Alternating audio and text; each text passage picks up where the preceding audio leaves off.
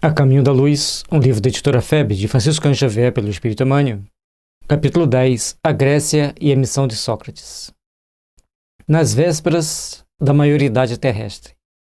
E a gente vai ver aqui a importância que Sócrates teve para toda a estrutura filosófica e o pensamento mais concreto também espiritualizado do mundo ocidental. Que mesmo após a vinda de Jesus, durante um bom período, a classe intelectual procurava em Sócrates meios de entender Jesus ou de tentar fazer parâmetro para saber se Jesus existia ou existiu. Portanto, Sócrates teve um papel fundamental em toda a estrutura filosófica e até mesmo do pensamento concreto do mundo ocidental. Examinando a maioridade espiritual das criaturas humanas, enviou-lhes o Cristo, antes de sua vinda ao mundo, numerosa corte de espíritos sábios e benevolentes, aptos a consolidar, de modo definitivo, essa maturação do pensamento terrestre. De tempos em tempos, vinha o emissário do Cristo, de acordo com a função, a missão e a importância da missão, era também a sua hierarquia.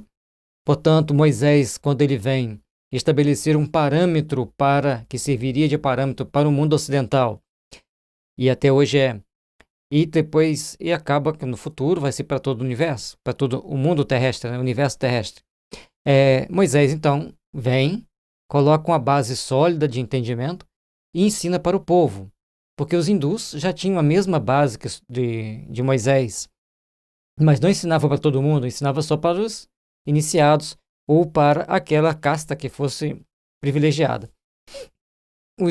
A classe pobre, então, não podia receber essas bênçãos do conhecimento, essas bênçãos do ensinamento do espiritual superior, porque eles deixavam de lado e passava só aquelas gotinhas necessárias para manter o povo sob uma certa dominação. Já com Moisés, ele colocou para toda a população os ensinamentos sagrados, todos ensinavam para todos, todos procuravam estudar, uma forma de popularizar entre as pessoas em geral os ensinamentos sagrados. Então essa foi uma grande proposta aqui de Moisés e uma grande missão, que de todos foi o único que conseguiu colocar isso para todo mundo. E Sócrates, ele ensinava para todos. Sócrates e Moisés, então, são aqueles dois primeiros grandes filósofos que começam a ensinar em praça pública, ensinar para o povo. E Sócrates pagou um preço caro. Conforme a gente vai ver aqui no decorrer do estudo, não foi nada agradável a forma com que os homens ditos de poder acharam de tolher as funções de Sócrates, tolher as ações de Sócrates. E já Moisés tornou-se muito querido pelos hebreus e até hoje, embora tenha 3 religiões que têm como tronco as bases colocadas por Moisés, o islamismo e o cristianismo, tanto a Igreja Católica, Ortodoxa, Protestante, aqueles que mais valorizam Moisés são os protestantes. Os outros, no meu entender, nem tanto, embora o respeitem e admirem por ter criado uma base para o entendimento sagrado. As cidades populosas do globo enchem-se, então, de homens cultos e generosos, de filósofos e de artistas, que renovam, para melhor, todas as tendências da humanidade. As cidades começam, então, a receber aqueles espíritos mais bem preparados para trabalhar e para desenvolver o entendimento e a abstração da mente por todos aqueles que ali estavam, por todos aqueles que conviviam com eles. Grandes mestres do cérebro e do coração formam escolas numerosas na Grécia, que assumia a direção intelectual do orbe inteiro. A maioria desses pensadores, que eram os enviados do Cristo às coletividades terrestres, trazem dos círculos retraídos e isolados dos templos os ensinamentos dos grandes iniciados para as praças públicas, pregando a verdade às multidões. Conforme dissemos antes, então aqui na Grécia, não é só Sócrates, os outros também começam a trazer os ensinamentos para a multidão. Assim como a organização do homem físico exigira as mais amplas experiências da natureza, antes de se fixarem os seus caracteres biológicos definitivos, a lição de Jesus, que representa o roteiro seguro para a edificação do homem espiritual, deveria ser precedida pelas experiências mais vastas no campo social. Aqui começa, então, já ter a característica biológica mais definida, aperfeiçoamento da aparência, outras características importantes para o desenvolvimento intelectual e moral do ser humano. Então, os seres humanos começam a se aprimorar, começam a crescer, começam a se aperfeiçoar e começa, então, a possibilidade de termos a presença desses emissários, que também vem ajudar nesse aperfeiçoamento. E ali já vem para algumas experiências mais amplas de âmbito social, para ver como que as massas, ainda presas a corpos bem primitivos, começassem a se adaptar a uma organização social diferente daquilo que eles viviam anteriormente. Lembrando que o corpo físico também evolui junto com o corpo espiritual. A gente pode encontrar ossadas dos nossos ancestrais de milhares de anos atrás, mas a nossa estrutura física de hoje, já mais porosa, mais frágil, decompõe-se em pouco tempo. É por essa razão que observamos, nos 5 séculos anteriores à vinda do Cordeiro, uma aglomeração de inúmeras escolas políticas, religiosas e filosóficas, dos mais diversos matizes, em todos os ambientes do mundo. Então, ali tinha um grupo de pessoas, um grupo de situações, dentro da política, da religião, da filosofia, que começavam, em vários locais do mundo, a preparar o mundo para a vinda do Cristo, aliviando mais a psicosfera da Terra, trazendo um alívio, trazendo uma suavidade das ondas mentais que ali estão sendo irradiadas. E aqui, gente, nós temos um resumo das datas dos grandes iniciados que vieram à Terra. Nós temos o Krishna, 3.228 a.C. Então, são datas estimadas, é claro. Forri, em torno de 2.800 a.C. Hermes Trismegisto, 2.500 a 1.500 a.C. É uma faixa de 1.000 anos aqui, não sabe se colocar em que época precisamente ele veio, mas trabalhando no Egito. Krishna na Índia, Forri na China, Hermes Trismegisto no Egito. Akenaton, também no Egito, 1.300 anos antes de Cristo. Moisés, 1.200 anos antes de Cristo. Isaías, entre 765 e 681 a.C. Lao Tse, na China. Isaías e Moisés em Egito e Israel. Isaías em Israel. Lao Tse, 604 a 551 na China. E assim que Lao Tse sai de cena, entra Confúcio, de 551 a 479 também na China. De 563 a 483, o Buda, que é o Siddhartha Gautama Sakyamuni, que Buda quer dizer o iluminado, aquele que conseguiu a iluminação. E Sócrates, 469 a 399. E também nessa faixa, Malaquias, o último dos profetas hebreus, o último livro para os judeus, né? Então Malaquias, ele escreve suas profecias em torno de 430 a.C. Então, qual idade ele tinha quando escreveu? A gente não sabe. A data que eu procurei para ele está em torno de 430 a.C., então nós vamos ter Malaquias também nessa faixa aqui. Então, Confúcio, Buda, Sócrates e Malaquias, praticamente eles estão na mesma época aqui na humanidade, passando os ensinamentos sagrados, trazendo informações importantes para a humanidade, dando base de melhorias para todos nós. Então foi uma pequena pesquisa que eu fiz, coloquei ali como curiosidades, porque a gente tem essa curiosidade de quando foi que vieram. Então nós temos aqui um cronograma desses trabalhadores. Atenas e Esparta. Muitas teorias científicas que provocam o sensacionalismo dos vossos dias como inovações ultramodernas foram conhecidas da Grécia, em cujos mestres têm os seus legítimos fundamentos.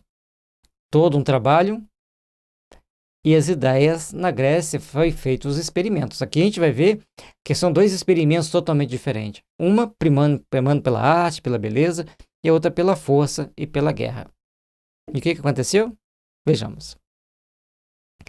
Em matéria de doutrinas sociais, grandes ensaios foram realizados divulgando-se as mais farta colheita de ensinamentos. E quando meditamos no conflito moderno entre os estados totalitários fascistas ou comunistas e as repúblicas democráticas, devemos volver os olhos ao passado, revendo Atenas e Esparta como os dois símbolos políticos que nos fazem pensar na plena atualidade da Grécia Antiga. Ou seja, a Grécia Antiga vai servir de parâmetros para aquilo que nós temos hoje, em termos de política, sempre em torno da história da Grécia Antiga tem algum tipo de estudo. Ali foi o berço, foi o centro dos experimentos. Então vejamos. Os espartanos, sob o regime atribuído a Licurgo, nome que constitui apenas uma representação simbólica dos generais da época. Então Licurgo não era um homem, era o título máximo que as pessoas alcançavam dentro do comando da cidade, do generalato. Vivendo a existência absoluta do Estado, não expressaram a mesma fisionomia da Alemanha atual? Então, vamos ver. A Esparta era um regime de força, onde o Estado dominava, o Estado imperava, e na Alemanha, dentro do nazismo, ela também fazia assim. Mas é importante nós lembrarmos que quando teve a Primeira Guerra Mundial, foi imposto à Alemanha um armistício pesado, que todos sabiam que ia ter a Segunda Guerra, era questão de tempo. E, logicamente, que os alemães não queriam a guerra. Não estou aqui para defender. Esse ou aquele povo, essa ou aquela situação. Mas, estudos recentes da época atual mostram que determinadas cabeças pensantes fora da Alemanha criaram todas as condições, todas as situações para que tudo acontecesse, achando que depois dominariam fácil ou que alcançariam seus objetivos de uma forma mais condizente com aquilo que eles queriam. E aí é que vem a gente ter a visão mais ampliada, e as pesquisas modernas mostram que a Alemanha, coitada, ela foi vítima 3 vezes. Uma da Primeira Guerra Mundial, outra da manipulação que foi feita, e a terceira de cair na besteira de fazer a guerra, adquirir uma dívida consciencial com a humanidade, uma dívida difícil daqueles espíritos envolvidos na guerra pagarem, nesse momento de transição, mas a misericórdia do Cristo é grande e ele sabe, nome a nome, dado a dado, de quem foram os verdadeiros culpados, os verdadeiros manipuladores da guerra. Porque a guerra não é só aquilo que a gente vê e as notícias que saem nos jornais ou que depois se passam para os livros. Tem as manipulações nos bastidores. Certa vez eu lendo uma matéria sobre a opinião de um líder mundial da atualidade falando sobre a questão da guerra. A guerra tem a parte militar, diplomática e política. Se você for para uma guerra simplesmente pensando na parte militar, você já foi derrotado. E a gente começa a ver que existe nos bastidores do poder situações que fogem plenamente do nosso domínio, as nossas condições de entender o que está por trás de tudo, o que tem nos envolvimentos, nos bastidores, tanto da política, da guerra, da sociedade. Existem muitas situações que fogem ao nosso controle, fogem à nossa percepção, como os réis mortais que estamos, graças a Deus, fora do sistema. Porque quem está lá dentro sabe de onde aperta o parafuso. É uma situação bem delicada. Então, mas nós temos que procurar entender que a Esparta, por representar um Estado forte, com domínio absoluto sobre todas as expressões, hoje é uma mísera vila no interior da Grécia. Atenas, que foi a impulsionadora de todas as conquistas sociais, filosóficas, políticas do mundo ocidental, é uma cidade respeitável.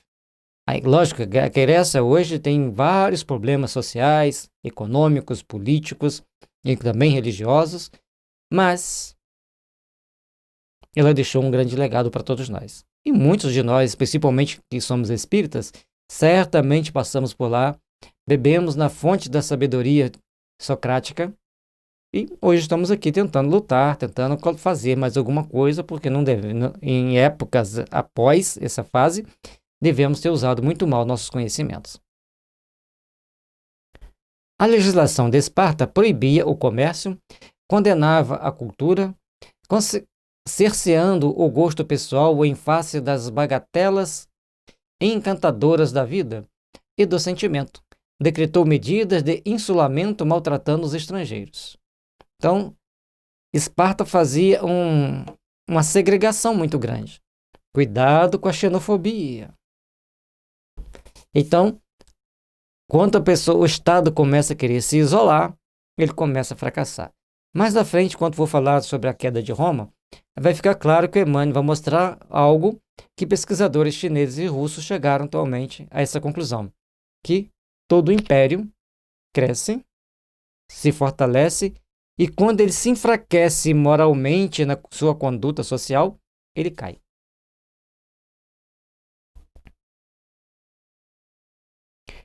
Instituiu a uniformidade dos vestiários, incumbiu-se da educação das crianças através dos órgãos do Estado, mas não cultivava a parte intelectual, abalando todo o edifício sagrado da família e criando, muitas vezes, o regime do roubo e da delação, em detrimento das mais nobres finalidades da vida. E aí, acaba institucionalizando o roubo, destituindo a solidez da família, que é uma célula importante dentro da sociedade, e com isso, eles criaram o próprio fim deles foram sendo marcado naturalmente, porque quem podia escapar daquele sistema escapava. Por essa razão, Esparta passou a história como um simples povo de soldados espalhando a destruição e os flagelos da guerra, sem nenhuma significação construtiva para a humanidade. Esparta era a guerra, simbolizava a guerra, destruição, flagelos. E Atenas, a cultura, a filosofia, a ciência. Vejamos. Atenas, ao contrário, é o berço da verdadeira democracia. Berço. Não vivenciou-se a verdadeira democracia.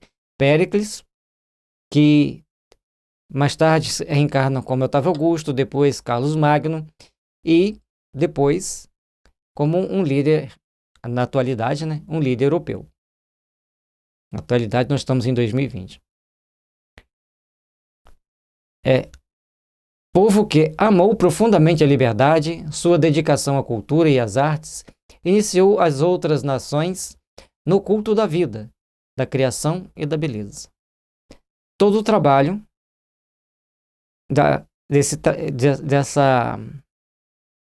dessas conquistas sociais foi sendo implantado na Grécia como um experimento e esse experimento serviu de base para toda a cultura ocidental. E, logicamente, como o mundo ocidental acabou desenvolvendo muitas tecnologias que envolveu todo o resto do mundo, principalmente as Américas, pela conquista das Américas pelos europeus, partes da África e partes da Ásia. E hoje a tecnologia se espalha pelo mundo, sendo praticamente dominada por chineses e japoneses. E principalmente pelos judeus. A tecnologia em si, o know-how, as grandes invenções estão com esses três povos, principalmente judeu, depois chinês e japonês. E um outro povo que inventa muito, tem muitas coisas que eles criaram, que eles desenvolveram, foram os russos. Só que os russos e ucranianos. Só que eles, não tiveram um grande trabalho de marketing para dizer tudo que eles fizeram. E só não pesquisei sobre a patente, mas tem muitas coisas que eles criaram. Um povo muito criativo, muito inteligente e muito desenvolvido. E segundo aquilo que acreditamos atualmente, com as informações dos espíritos, o povo soviético não faz parte dos capelinos, a sua grande maioria. Seus legisladores, que como Solon eram filósofos e poetas, reformaram todos os sistemas sociais conhecidos até então, protegendo as classes pobres e desvalidas, estabelecendo uma linha harmônica entre todos os departamentos da sociedade, acolhendo os estrangeiros, protegendo o trabalho, fomentando o comércio, as indústrias e a agricultura. Esse slide sobre Atenas é de grande importância para nós. Observemos que aqui fomenta, é filósofo, é poeta, quer dizer, tem um bom domínio da palavra, bom domínio da escrita, da leitura, e acolhe os estrangeiros, acolhe bem as pessoas que estão em torno de si, protege o trabalho e fomenta o comércio, a indústria e a agricultura. É um resumo de tudo que tem que ter no Estado moderno. É importante entender isso. Lá começou o verdadeiro regime de consulta à vontade do povo. Começou. Que decidia em assembleias numerosas todos os problemas da cidade venerável. E é fácil reconhecer aí, eu deixei até ali mais claro, grifado, o início das democracias modernas, que agora se organizam nas transições do século XX para a repressão de todas as doutrinas nefastas da força e da violência. Então, começa-se a criar mecanismos de reestruturação da sociedade. E nós temos que prestar atenção que o Emmanuel, quando escreve esse livro, foi em 1938, no inicinho da Segunda Guerra Mundial, e ele fica pronto e editado em 1939. Nós estávamos aqui no período da ditadura Vargas, e o Chico viveu, passou pela ditadura Vargas, depois passou pela ditadura militar ou regime militar, seja como for que for dito, não vou entrar nessas polêmicas, não entro em polêmica política dentro do meu canal, mas o Chico passa por essa fase também e ele é respeitado por todos. E por que ele é respeitado? O Emmanuel ele tem muito cuidado na hora de fazer as colocações, tem muito cuidado na hora de escrever para não ferir determinadas suscetibilidades, que certamente, se ele fosse escrever hoje, daria novas tonalidades ao assunto. Mas nós temos que prestar atenção nessa parte, início das democracias modernas. E o que é a democracia moderna? Lá em 38 era uma coisa. Hoje, em 2020, é por um outro prisma, por uma outra visão, por uma outra visualização. E certamente daqui mais uns 40 anos vai ter uma outra conotação, uma outra visibilidade. Lembrando que a Terra passa ainda por transições, por etapas transitórias de aperfeiçoamento. Quando falo em transição planetária no momento, nós temos que entender que na época de Sócrates, nessa época da Grécia, do domínio do Império Grego, era um período importante de transição da Terra. Então, depois tivemos outra transição com Jesus, como filósofo, mensageiro divino, que ele, não podemos dizer que Jesus não filosofava, ele trabalhava a filosofia cristã, filosofia divina, para que todos pudessem entender a palavra de Deus. E Otávio Augusto começa com Júlio César, depois Mário, e agora eu não sei se Mário, Júlio César ou Mário, mas os dois passam por eles, vão para Otávio Augusto, aí Otávio Augusto, então, estabelece um regime de paz. Lembra-se que Otávio Augusto é o mesmo Péricles, que criou a ideia da democracia na Grécia. Ele governa com muita sabedoria, com muita paz, mas o Emmanuel deixa claro para nós que o Otávio Augusto, que até recebe o nome de Augusto, quer dizer sagrado, porque ele estava sob o magnetismo de Jesus. E ele, então, quando deixa o poder, passa o poder para Tibério, que é o mesmo Pinehas, lá no livro Faraó Amenefitá, ele consta o Pinehas como auxiliar de Moisés. Então, trabalhou lá para ajudar Moisés a tirar o povo hebreu do Egito, e ali ele complementa o trabalho, dando base e sustentação do Império Romano para que os cristãos pudessem se movimentar livremente em toda a região do Mediterrâneo. Nós vamos ver em alguma fase aqui do livro que o Emmanuel vai explicar bem claro para a gente a função de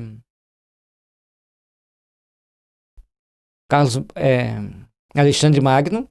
O Alexandre Magno ele conquista toda aquela região que hoje é a Turquia, a Grécia, a Turquia, Mesopotâmia, onde é o Iraque, a Síria, Israel, o Egito, um pouco da Pérsia. Então ele conquista toda aquela região. O grego passa a ser falado por toda aquela região. É uma região bem grande. E depois, quando os romanos chegam e dominam o Império Grego, dominam a Grécia, eles então começam também a aprender o grego. E o grego é praticamente o idioma que todos os primeiros cristãos falam ao longo de todo o Mediterrâneo. Mas lá na frente vai falar de novo sobre isso. Mas é importante que a gente, como aqui está falando início, a gente tem que pegar essa ideia desse início e procurar trabalhar. E o Alexandre Magno reencarna também em Roma, como Marco Aurélio, depois como Napoleão, e depois no Brasil como João Pipoco, um leproso, que cria o leprosário aqui em Betim. Bom, gente, é um resumo. A gente já tem um assunto meio polêmico dessas pessoas do passado. E um detalhe importante, que Péricles, que cria a base da democracia grega, ele passa o poder para Alcebíades, a quem ele tinha criado, que ele conheceu, era uma criança muito inteligente, ele cria-se jovem, e ele assume após Péricles, depois de muitos tumultos, muitas guerras dentro de Atenas. E Alcebíades comete uma falha grave em um dado momento, quando ele perde o poder político de Atenas e busca conquistá-lo novamente por meio da força. Isso pesa muito no seu karma dali para frente. E esse mesmo Péricles, esse mesmo Alcebíades, depois reencarna como Tibério, que recebe de Otávio Augusto o poder. E assim, essas pessoas, esse grupo de espíritos que Rochester e Maria Luza Moreira Vasconcelos vão mostrando eles no Egito, depois eles se espalham na Grécia, em Israel, França, Alemanha, Inglaterra. Então são um grupo de espíritos, mais ou menos 20 espíritos, que ficam no poder, intercambiando o poder por um bom tempo, por vários séculos. O poder não ficava na mão de qualquer um, era aqueles grupos. Às vezes entrava um, como diz aquele dito popular, de gaiato no navio, mas depois, alguns deles, como não tinha devida preparação para ter todo aquele poder na mão, ficavam presos às regiões inferiores por muito tempo. Mas aqueles líderes, Tibério, Mário, Júlio César, Marco Aurélio, eles foram, e tantos outros, eles foram intercambiando o poder e gerenciando a evolução daquele povo, principalmente dentro do Império Romano, do Egito, da Grécia, de Israel e depois pela Europa, e depois vieram para as Américas. Aí nas Américas já não tinham mais poder, e vieram para pagar as dívidas. Então, o mundo passa por transformações, passa por etapas de reestruturação dos espíritos que vão trabalhando, vão fazendo seus bons trabalhos e também cometendo seus erros. E assim vão se educando e preparando para um futuro melhor. No decorrer desse livro vai ser muito interessante. E no final, a gente vai procurar colocar algumas biografias do Rochester no nosso site Kardec e Espiritismo. Você vai lá no buscador Rochester, vai estar lá os livros sobre o Rochester, o livro sobre a vida dos primeiros cristãos, também tem. Como o site foi mexido recentemente, eu vou ter que dar uma reestruturadinha nele para ficar mais fácil de achar. Experiências necessárias. Nós falamos sobre as experiências necessárias, aquele grupo de espíritos que revezavam-se no poder, no Egito, em Israel, Grécia, depois em Roma, depois subdividem-se ali e vão sempre revezando esses espíritos no poder. O poder nunca esteve na mão de muitos espíritos diferentes. Morriam, reencarnavam e eram reconduzidos ao poder pelas forças que gerenciam as encarnações, e eles iam manipulando as situações como dava, de acordo com o processo evolutivo da Terra, para as experiências necessárias. Semelhantes experiências no campo sociológico foram incentivadas e acompanhadas de perto pelos prepostos de Jesus, respeitadas as grandes leis da liberdade individual e coletiva. Aí, todas essas experiências que eram colocadas para ter o trabalho de autoeducação dos espíritos. Por exemplo, quando Espartacus vai montar seu exército, que ele fala, tem no filme, o último filme sobre Espartacus, ele fala para Lavínia, nós não temos um exército, nós temos um bando. Então eles cometiam crimes absurdos contra as pessoas que eles conquistavam. Mas ali eles eram um bando. E qual foi a função de Espartacus? Espartacus deu uma lição em Roma de que Roma estava indo num caminho muito errado. Primeiro, tratava muito mal seus servos e muito mal seus escravos. E a partir daquele momento, Roma começa a abrir os olhos que os trabalhadores não poderiam ser tão maltratados. Porque de uma hora para outra poderia surgir um líder e o líder surge no meio do nada e cria uma estrutura, cria um exército e que deu um trabalho muito grande a Roma. Se ele não tivesse sido traído por Orsini, ele teria conseguido ir para a Grécia e, conforme ele queria, voltar para a terra dele, lá para Tartária, e lá ele montar o império dele. Se ele não é traído, se o Orsini leva os barcos para ele fugir, Roma teria arrumado um inimigo bem complicado. Mas por que ele foi traído? Porque ele não poderia, estou até adiantando bastante o assunto aqui, que isso deveria ser falado lá em Roma, a gente vai falar lá de novo. Bom, lá ele deveria parar ali. O ciclo de Espartaco terminava ali, porque já tinha dado a lição que Roma precisava. A partir dali, se não me engano, é Mário que organiza o exército, e a partir de Mário, então, ele começa a ver que tem que ter um exército mais preparado, mais profissional, mais consciente dos riscos, dos perigos e da necessidade de treinar bem, de estar bem treinado, de estar bem preparado, e foram então desenvolvendo técnicas de guerra, de guerrilha e tantas outras aprendidas com Espartacus. E não se assustem, Espartacus, conforme disse, ele foi um grande missionário para mostrar para Roma os cuidados que ela deveria ter com os escravos e com os servos, a forma de tratar essas pessoas. Ele foi um missionário nesse aspecto. Foi um missionário no aspecto de mostrar para Roma que ela estava totalmente desorganizada e para a função dela ela tinha que se organizar mais, se estruturar mais. E eles conseguiram. Principalmente Mário, que já tinha passagem lá pelo sacerdote egípcio, já tinha passagem pelos líderes hebreus, certo? Josué. Então ele já tinha uma base de conhecimento, tinha seus mentores que trabalhavam ali com eles, porque a mediunidade insta no ser humano, pela intuição, pela inspiração. Eles vão trabalhando, vão se organizando para as grandes conquistas lá na frente. Acabou que a gente adiantou um pouco o assunto, né? Talvez Espartacus nem vai ser lembrado lá na frente, a gente lembrou aqui agora, por causa dos experimentos sociológicos. E é importante lembrar que são experiências necessárias. Se Roma não passasse por aquela experiência, ela não tomaria a consciência que tomou, não trataria dali para frente de forma bem diferenciada os seus súditos, os seus subordinados, e criou, então, condições de manter todo o Mediterrâneo unido para a vinda de Jesus.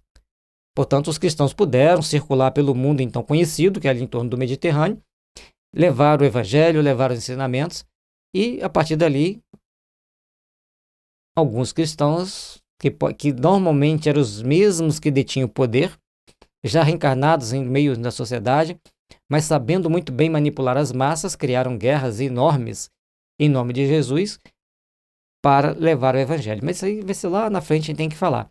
Mas dentro dos experimentos sociais aqui, a gente achou que seria importante fazermos essa pequena abordagem.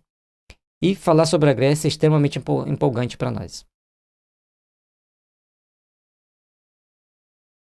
Portanto, as leis de liberdade individual e coletiva tinham que ser bem sedimentadas. E como Roma, que vai ser a próxima lição, tinha que passar também por as suas lições. O mundo precisava conhecer a boa e a má semente nas grandes transformações da sua existência. A exemplificação do Cristo necessitava de elevada compreensão no seio da cultura e da experiência de todos os séculos transcorridos e, sem embargo de lutas renovadoras que a antecederam no orbe, há 2 milênios, que o Evangelho do Mestre espera a floração do perfeito entendimento dos homens. Então, o mundo precisava passar por uma série de transformações, ainda está passando e ainda vai passar. Não somos adivinhos do que vai vir, mas vemos que o mundo está em constante mudança, está em constante reajuste. Aí dentro do processo geopolítico, que a gente pôde assistir nos últimos 30 anos, uma transformação por um mundo multipolar, e de repente o mundo torna-se tripolar e volta a ser bipolar, mas com conjunto de forças intricadas e complexas, onde o homem ainda não conseguiu colocar o evangelho. Tem ainda as ideias de dominar pela força, dominar pela astúcia, dominar pela imposição, ao invés de levar o diálogo, a diplomacia, um respeito mútuo, e criar, como aquele slide 13 que a gente estava vendo, 13, não, 15 que a gente estava vendo, é a estruturação de um poder em cima da liberdade, do acolhimento, do comércio, da agricultura e, logicamente, do respeito. Ah, mas a Grécia tinha seus avanços sobre os seus vizinhos. Fazia parte daquele processo evolutivo dos homens primitivos. Mas hoje temos que nos respeitar. Até porque as armas hoje não é uma flecha que a gente tem para destruir um inimigo. Temos armas que podem destruir, num raio de 30 quilômetros, toda a forma de vida em alguns segundos. Portanto, a nossa responsabilidade fica maior de aprendermos a vivenciar o Evangelho, aprendermos a respeitar uns aos outros dentro dos primas do Evangelho. A Grécia.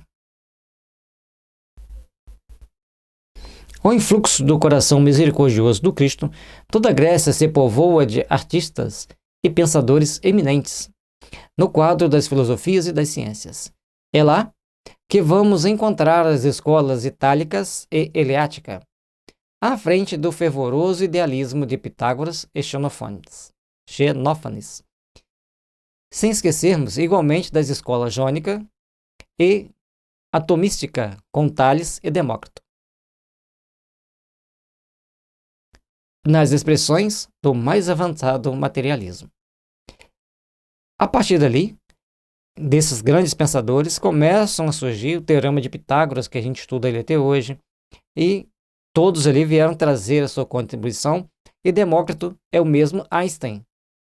Ou seja, Einstein é o mesmo espírito do Demócrito reencarnado para dar continuidade ao seu trabalho. Rochester nos fala que quando Demócrito e Tales começaram a desenvolver os seus estudos filosóficos sobre o átomo, era uma forma de direcionar a humanidade para desenvolver a energia nuclear e também a eletricidade e a eletrônica. Mas, quando os Jesus e todo o seu conselho, lembra lá do Apocalipse? Não ali do Apocalipse, lá Jesus e os 24 anciãos do conselho. Quando eles começam, então, a avaliar esse processo de evolução humana, vê que as coisas estavam complicadas.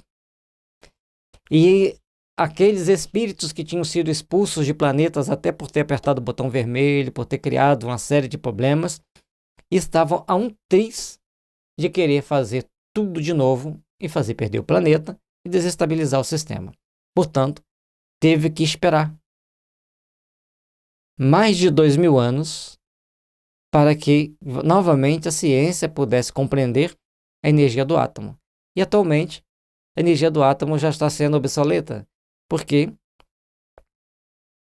grupos de cientistas modernos estão desenvolvendo uma tecnologia do plasma que vai gerar energia baratíssima para mover carros, aviões, navios e a nossa eletricidade. E até mesmo o chamado gerador sem fim já está sendo estudado pela Rússia e pela China. O gerador sem fim, ele se liga, ele se autossustenta, se automantém, gerando energia elétrica. Portanto, muitos avanços tecnológicos estão por vir, mas nós temos que voltar lá para 2.500 anos atrás, certo? Falamos agora há pouco no Péricles, que está aqui.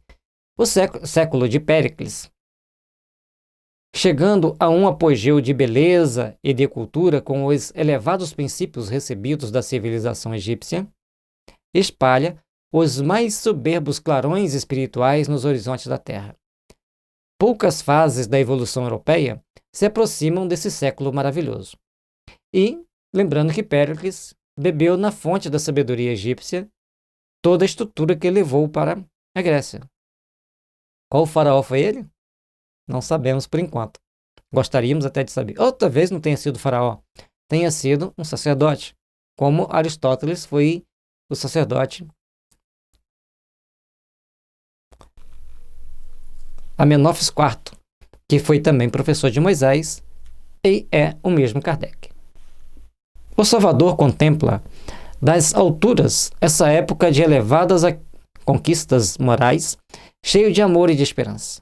O planeta terrestre aproxima-se da sua maioridade espiritual, quando, então, poderia ele nutrir o coração humano com uma sementeira bendita da sua palavra. Envie, então, à sociedade do globo o esforço de auxiliares valorosos nas figuras de Ésquilo, Eurípides, Heródoto e Tucídides. E por fim, a extraordinária personalidade de Sócrates, no intuito de realizar o coroamento do esforço decidido de tantos mensageiros. Vocês observem que vem um conjunto de acontecimentos, um conjunto de conquistas, até chegar em uma conquista maior. Então passou-se por vários filósofos, por várias personalidades políticas, para que Atenas pudesse receber então Sócrates e já com todo o seu cabedal, com todas as suas conquistas espirituais, com a sua sabedoria maravilhosa, começar a colocar para aquelas pessoas ideias, fazê-los pensar, fazê-los refletir. Certa vez, Sócrates chega para um jovem que queria ser o presidente da Grécia, comandar toda a Grécia. E ele pergunta como que ele gerenciaria a agricultura, como que ele gerenciaria as forças armadas, como que ele gerenciaria a construção de barco, e foi fazendo todas as perguntas que era inerente ao conhecimento de alguém que queira chegar à liderança de um país. E o jovem, então, vê que ele não tinha competência para tal, que ele deveria cumprir suas funções subalternas e se contentar com isso, apenas com um diálogo construtivo, mostrando que ele tinha que se preparar muito para chegar até lá. Lógico, poderia até chegar, mas levaria um tempo de estudo, de aprendizado, que naquele momento, como jovem, ele deveria dedicar suas forças a outros segmentos. Então Sócrates foi um líder ímpar dentro da história da humanidade, deixou para nós um legado incalculável, pena que muita coisa se perdeu, claro, não tem como guardar todos aqueles conhecimentos deles, todos os que Sócrates praticamente não escreveu nada, que escreveu foi Platão. Então todos os seus escritos acabaram, muitos deles se perdendo ou sendo mal traduzidos, mas o que restou foi fundamental para toda a consolidação do pensamento filosófico ocidental. Logicamente, algumas pessoas vão discordar de mim. Tudo bem, eu respeito. Pode colocar o comentário, pode complementar dados, pode criticar o que a gente fala, mas sempre com respeito. Sócrates. Eu tinha mais ou menos uns 8 anos quando a minha prima chegou e começou, 7 e 8 anos. A minha prima chegou e começou a conversar sobre o que ela tinha estudado de Sócrates. Ela era uns 3 anos mais velha do que eu. Leu alguns textos na escola, a professora gostava de filosofia, falou sobre a vida de Sócrates na Grécia, e eu fiquei desesperado. Embora não conseguisse dominar ainda a leitura plenamente, eu ficava falando para minha mãe, como eu consigo um livro de Sócrates? E minha mãe olhava assim, mas por que você quer conhecer isso? Você tem que conhecer primeiro Jesus. Eu falei assim, mas então, arruma uma Bíblia, que a gente também não tinha. E eu morava na roça mesmo, num sítio, afastado de tudo. Mas a gente tive acesso à educação, a gente tinha rádio, não tinha luz elétrica, não tinha televisão, graças a Deus. Então a gente tinha que criar a imaginação daquilo que a gente queria ver. Ouvir jogo no rádio é uma maravilha, você tem que imaginar o que está acontecendo lá. Certo? Então hoje é tudo muito prático. Você liga, você está vendo aquilo que está acontecendo. A gente acaba exercendo pouco a nossa capacidade criativa. Bom, eu fiquei então deslumbrado. E bem tempo depois eu fui poder adquirir os livros e ler sobre Sócrates. E realmente é uma filosofia por demais inteligente e muito bonita. Vamos lá.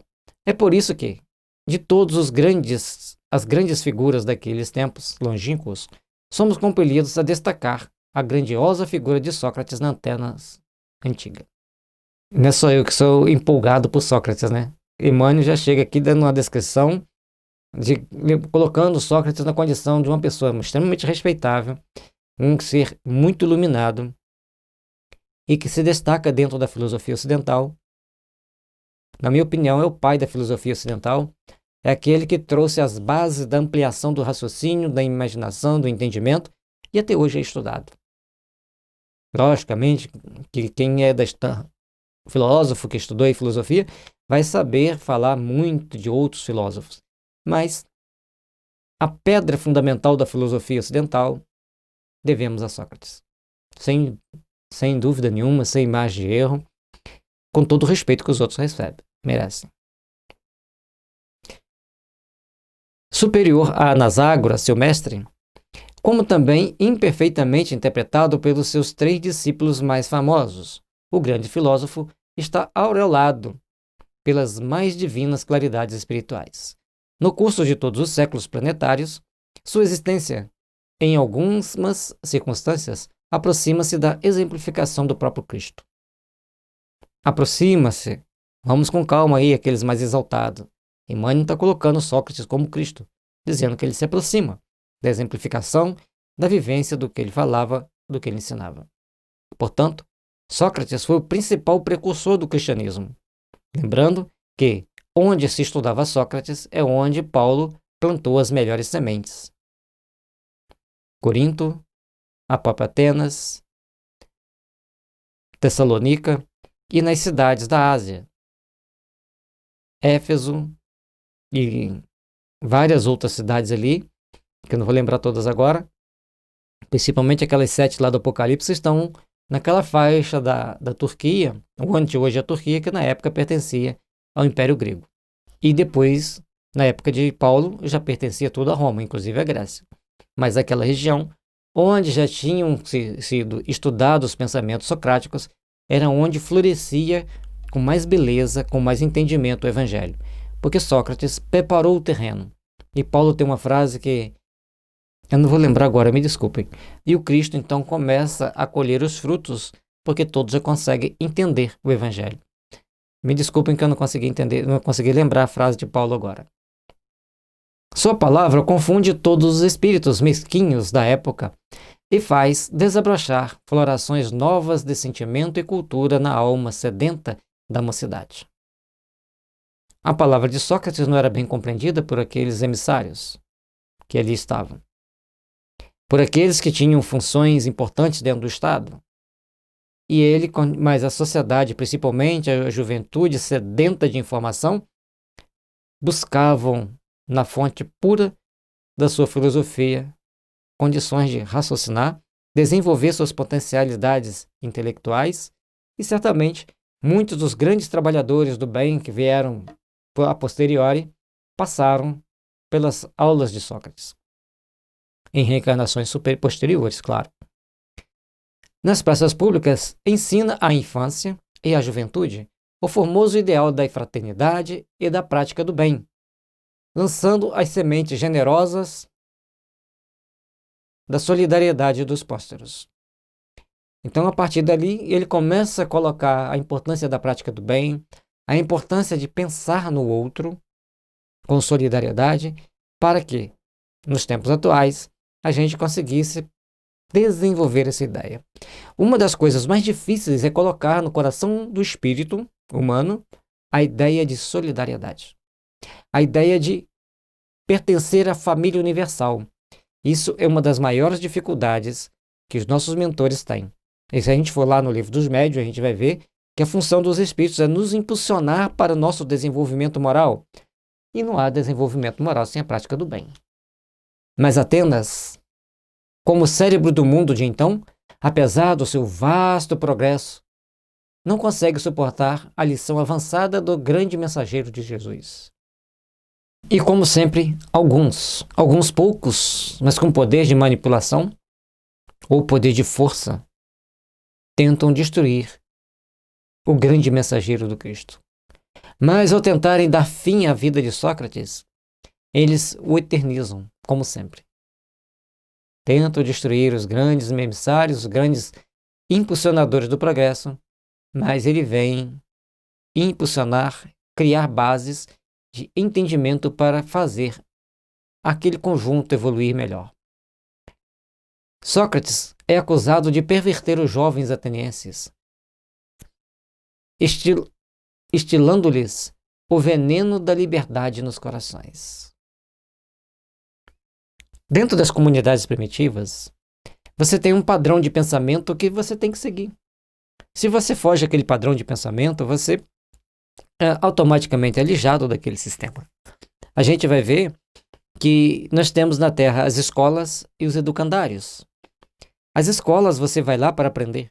Uns aprendem bem, outros aprendem mal, e ali vai passando tranquilamente, todos chegam no final. No educandário, é te imposto um aprendizado.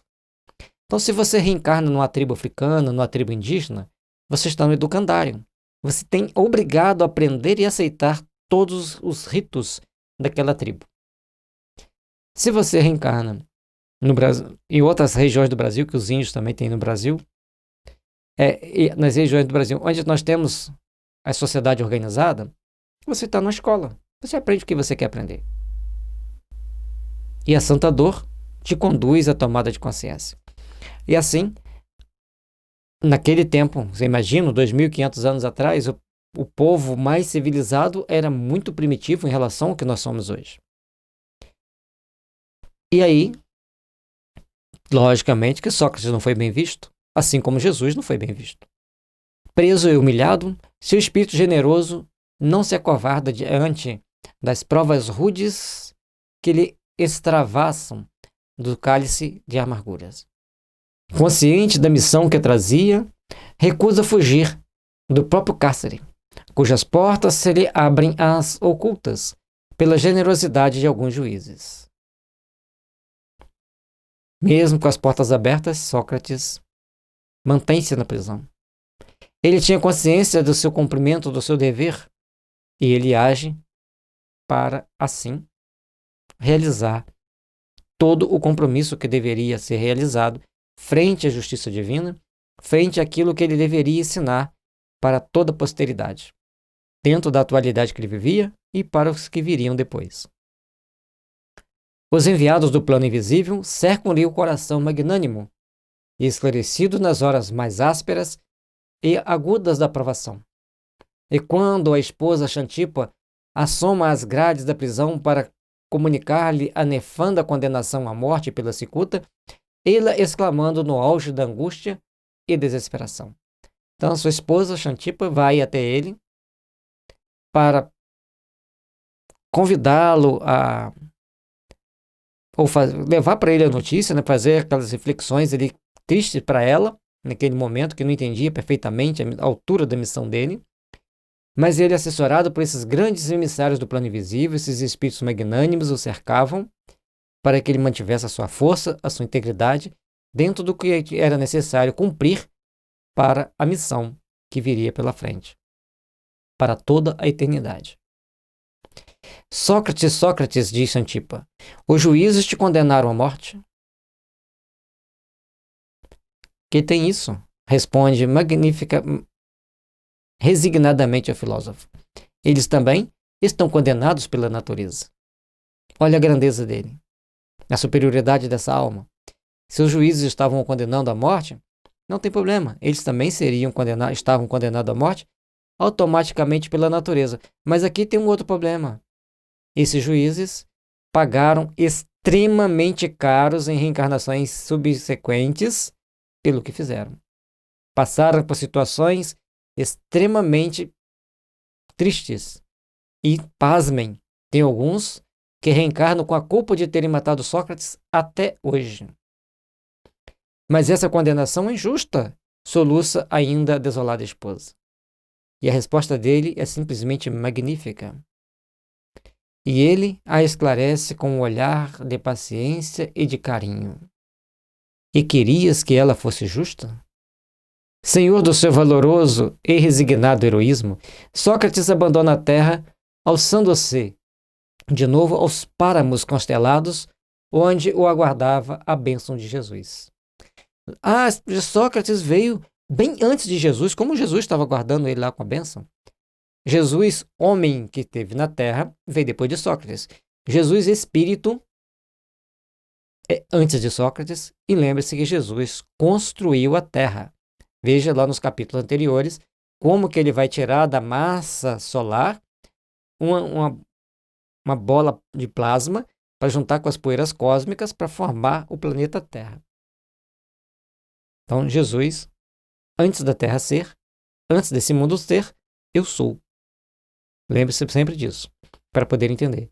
E assim, Sócrates termina seu ciclo de vida física, mas o seu legado filosófico permanece até hoje e certamente permanecerá para sempre.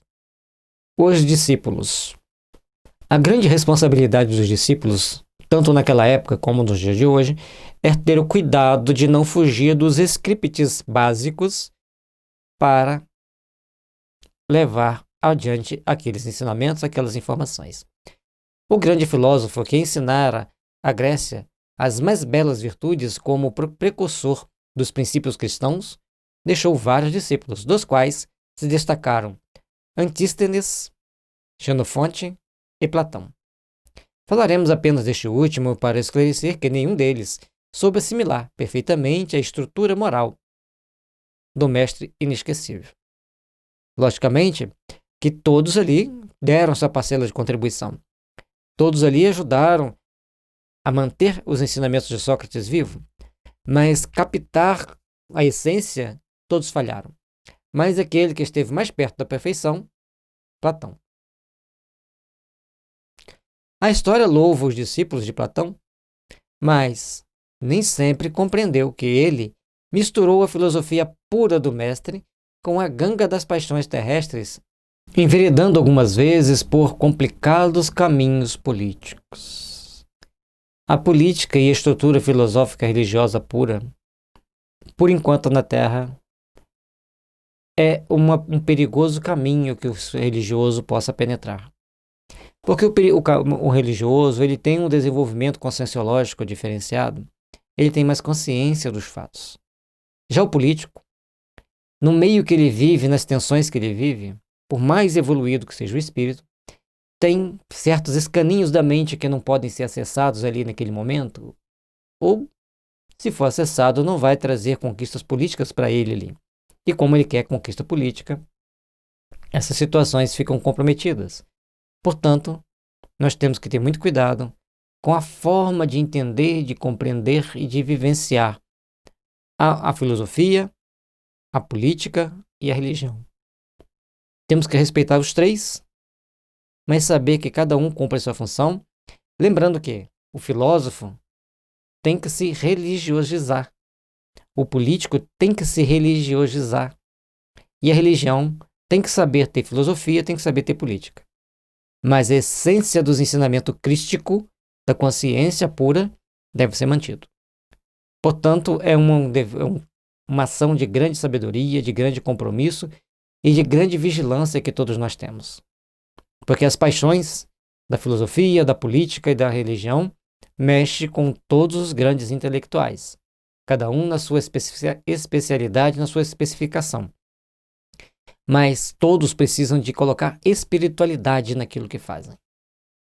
Não soube, como também muitos dos seus companheiros, conservar-se ao nível de alta superioridade espiritual, chegando mesmo a justificar o direito tirânico dos senhores sobre os escravos, sem uma visão ampla da fraternidade humana e da família universal.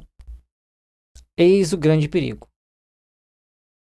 Não entender o respeito que devemos uns aos outros e que cada um deve cumprir bem o seu efeito, o seu trabalho, a sua função, respeitando as regras da natureza, as regras das sociais e as regras humanas, porque todos temos a consciência que prestaremos contas a Deus. Questão 621 do Livro dos Espíritos. Contudo, não deixou de cultivar alguns dos princípios cristãos legados pelo grande mentor, antecipando-se ao apostolado do Evangelho antes de entregar a sua tarefa doutrinária a Aristóteles, que ia também trabalhar pelo advento do cristianismo. E aí, Platão tem em Aristóteles, que foi professor de Alexandre Magno, e nesse trabalho que eles vão fazendo, nesse trabalho que eles vão procurando construir, Aristóteles também é um dos trabalhadores do advento do cristianismo. Aristóteles é o centurião Cornélios, lá no livro Cornélio Centurião que viu Jesus. É Amenófis IV, professor de Moisés, então já tinha grandes conquistas, mas nessa vida como Aristóteles, ele não conseguiu compreender a grandeza dos ensinamentos de Sócrates. Isso existe algumas críticas em alguns livros que eu já li, falando exatamente dessa forma assim. E eu não tenho competência para julgar o conhecimento, a filosofia de nenhum deles. Eu simplesmente repito aquilo que eu li e entendi daquilo que foi lido. Então, ele tem aquela encarnação como Aristóteles, como Cornélios, um romano, que vai conviver com o Cristo, participa pessoalmente da proteção de Jesus quando ele está preso, tenta amenizar o tanto quanto fosse possível aquelas situações. Mais tarde, reencarna como Ian Hus e dá a vida testemunhando que Jesus é o pai da igreja, que é o sustentáculo da igreja, que é a pedra angular da igreja, e aquelas autoridades falhas e relapsas da época o coloca na fogueira, então ele é o último a ser queimado em 1530, ou 1515 ou 1530, assim, nessa época. E a partir dali, então, o que ele defendia é que a igreja deveria celebrar os seus sermões no idioma pátrio, baseado no livro de John Wycliffe, que era um inglês que escreveu o livro e saiu distribuindo esse livro, divulgando o livro pela interior da Europa. E mais tarde, após a consolidação da igreja protestante, que foi muito importante para o desenvolvimento tecnológico da humanidade, que tira o poder da igreja católica, então o poder fica dividido entre os protestantes e os católicos, e a partir de então, e essa divisão também foi dura, foi feita com muitas guerras, com muitas lutas por Martim Lutero, que tem livros que diz que ele é o mesmo Paulo de Tarso, e Calvino, que depois reencarna como Martin Luther King pela libertação dos negros nos Estados Unidos, e Martin Luther King é o mentor espiritual dos Estados Unidos.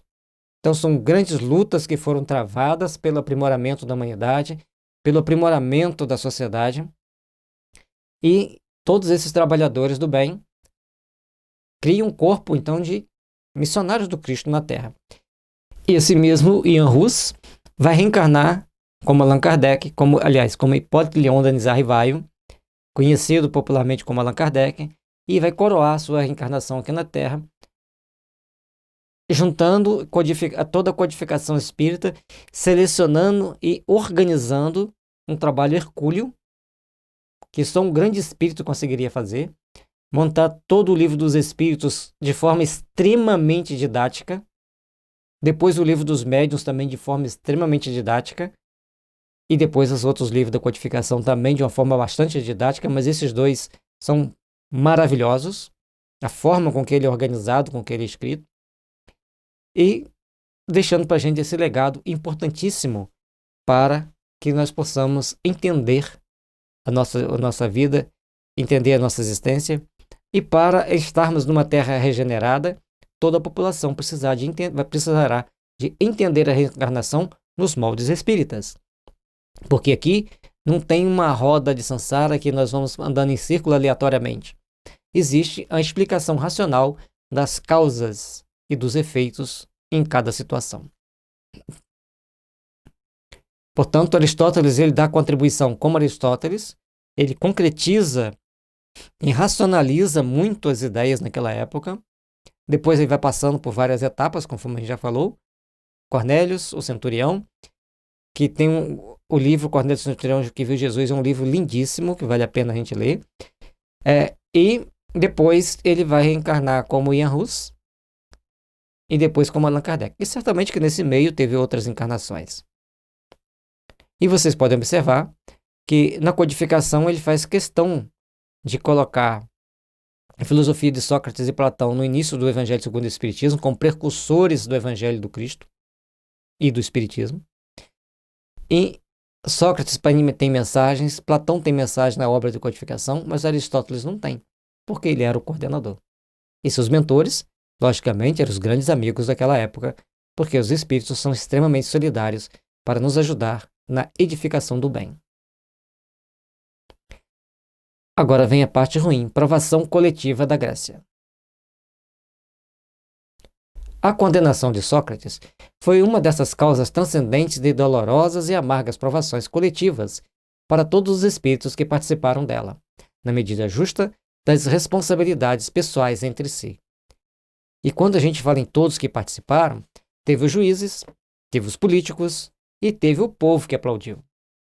Porque entre as pessoas tinha aqueles do povo que queriam ver a condenação de Sócrates. Não queriam a presença dele ali. Queriam que todos permanecessem burros, cegos e ignorantes. Então, todos esses passam pelo prisma da luta para se resgatar dessa culpa, desse crime contra a humanidade. Mas lembrando que, ao condenarem Sócrates à morte como condenaram, deram um sentido muito maior para tudo aquilo que ele ensinou, porque ele ensinou, acreditou e vivenciou aquilo que foi falado. Portanto, Emmanuel fala que em determinadas situações ele chega muito próximo do Cristo. Foi um dos missionários que cumpriu mais perfeitamente a missão aqui na Terra. E é em razão disso que, mais tarde, vemos o povo nobre e culto de Atenas fornecendo escravos valorosos e sábios aos espíritos agressivos e enérgicos de Roma. Roma foi um grande fenômeno na história da humanidade. Talvez a primeira e única vez em que o povo que é conquistado como escravo torna-se professor daquele povo que o conquista.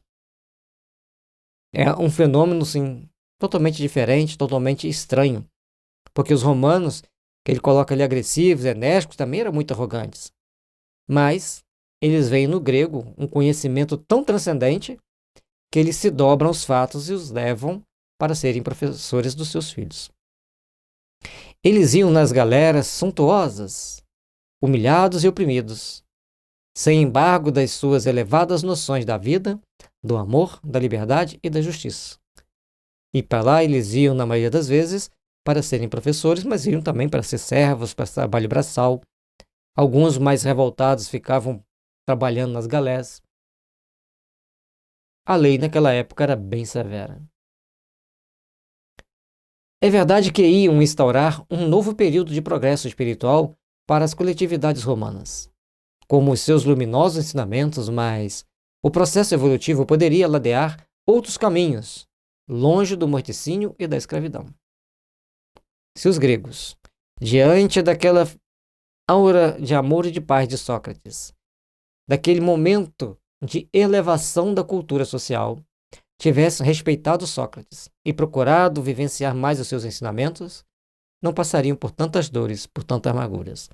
Logicamente que os gregos que estão lá hoje, na Grécia, não têm nada a ver com aqueles da época de Sócrates, que se espalharam pelo mundo, levando seus conhecimentos, levando as suas conquistas e resgatando a sua dívida, tentando reparar o seu remorso perante a culpa da morte do grande iluminado que veio ao mundo ser o precursor, um dos maiores precursores do Cristo. Talvez, junto com o Buda, foi aquele que mais conquistou almas. E conquista até hoje.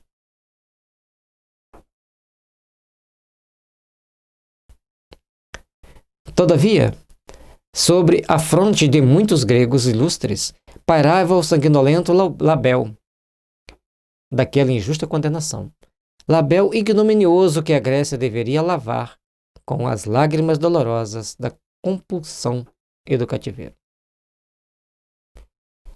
E a partir dali, logicamente, em encarnações seguintes, aquele povo está lá, cheio de arrogância, cheio de prepotência, cheio de conquistas maravilhosas, mas a consciência culpada os faz cair na mão dos romanos e terem que pagar caro por vários séculos de dominação, sendo levados para Roma para trabalhar, aqueles que davam sorte, como professores, e os outros, nos mais variados serviços que lhes eram atribuídos.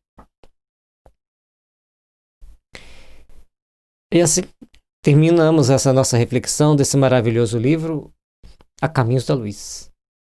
E assim estamos todos nós caminhando para a luz, fazendo reflexões, procurando entender, procurando compreender. Estudar os livros exilados da capela nos dá uma base de entendimento do processo de evolução da Terra. Emmanuel faz uma geopolítica espiritual ao longo dos milênios. Além também, é claro, de trazer uma base da formação da cultura da Terra, da formação humana, da formação do planeta.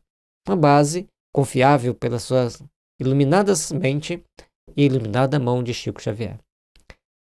Visite o site da FEB Editora e você encontrará esse e muitos outros livros que irá iluminar seus caminhos. Paz e luz, que as bênçãos de Jesus estejam sempre nos iluminando, sempre nos fortalecendo para caminharmos rumo à plenitude espiritual de nossos conhecimentos, de nossa transcendência, de nosso aprimoramento.